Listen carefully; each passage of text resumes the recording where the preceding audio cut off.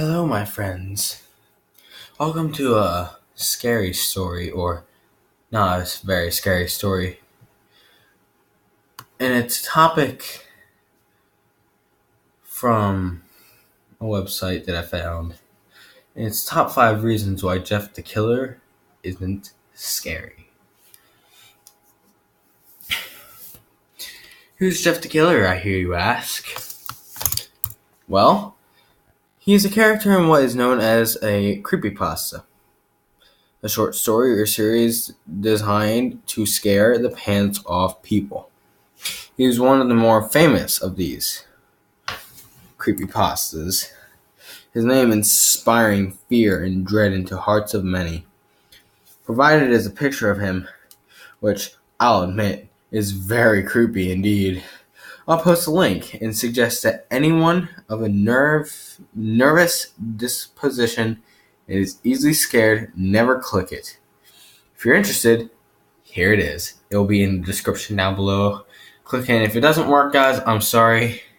I'll leave a link to the website that I'm using, and you can click the part. And here's what the link says. Ooga booga booga.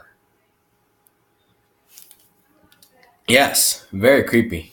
Or I'll make the thumbnail. If I saw that face for real, I'm sure I'd never forget it. It was a while after seeing that picture and learning of his infamy that I actually got around to reading the associated creepypasta. My verdict? Honestly, I was disappointed. I expected a lot better for something so notoriously terrifying. I had expected a demonic killing machine, and what did I get instead?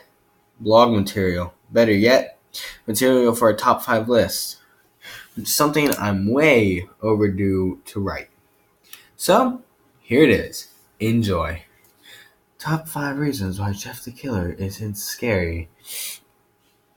Oh my god, my nose is bothering me right now, guys. Number 5. His character doesn't really make much sense. The way I see it, he's some kid who got into a fight before school. And like many who get into fights, he quite enjoyed beating the other kids. Who started it, of course. Senseless, they later come back for more. And basically end up kicking his ass and setting his face on fire. He loses his sanity and becomes a senseless murderer. Fair enough. But those same kids got his brother sent to juvenile hall. He was upset about that, which is why he lost his sanity in the first place.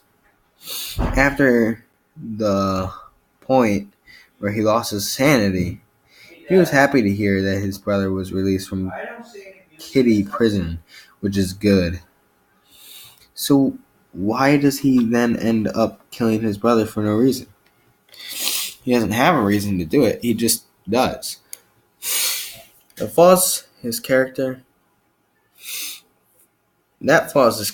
far too much in my humble and brutal opinion. It's almost like he's insane for no real reason, but to make him more scary. Number 4. Story isn't all that well written.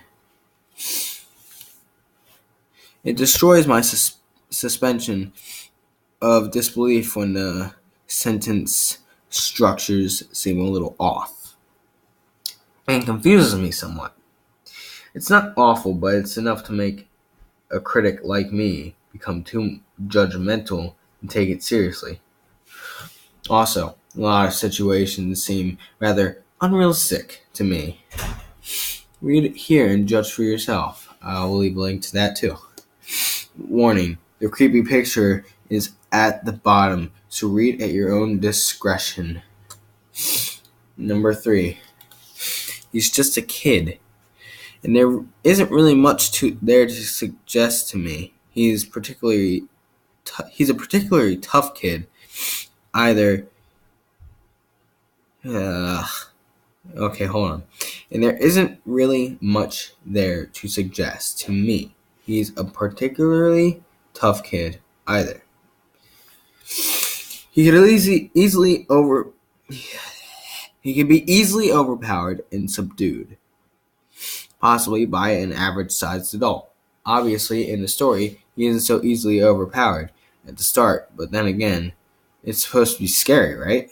I'm not convinced. He doesn't strike me as anything special. Number 2, he sticks out like a sore thumb. If you've seen the picture, then you know you'd seen him from a mile off. The very scariest of mortal villains can blend into society and avoid detection, often in a very close proximity to their target. But this guy, no way.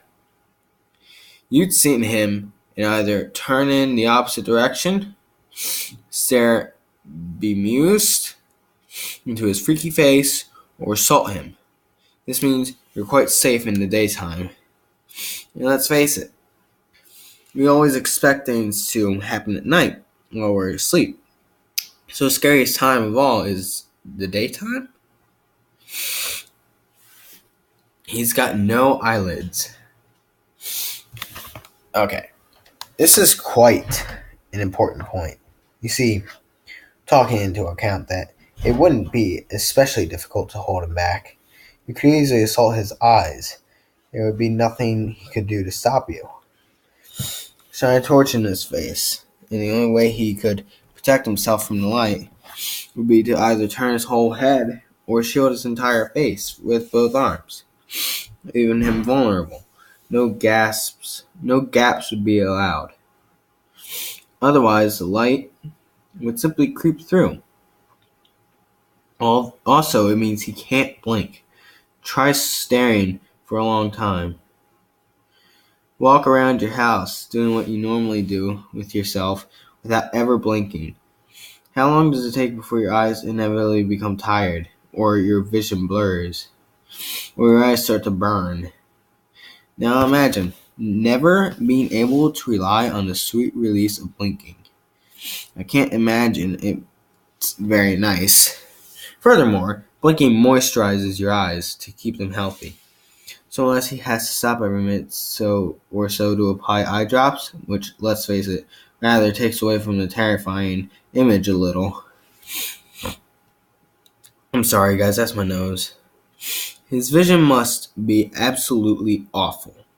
Finally, and most importantly, it has been proven that if you can get your fingers at the right angle, it would take a very little effort to remove someone's eyes from their sockets. The only line of defense from something as nimble and as a human finger is the eyelid. So if he comes up to you, you simply jab your fingers above his eyeball and wrench it out. Et voila, a severely disabled opponent. I hope I said that right. Rinse, wash, repeat. And you have a blind opponent. At this point, he's completely open to a counter-assault and is no longer scary in any way, and he'd struggle to stop the resulting flow of blood too. So there you have it. He's freaky, guaranteed, but not all that scary. You starve yourself at night, wait for him to show up, you'll know when you see him. Overpower him and rip his eyes out. Simple.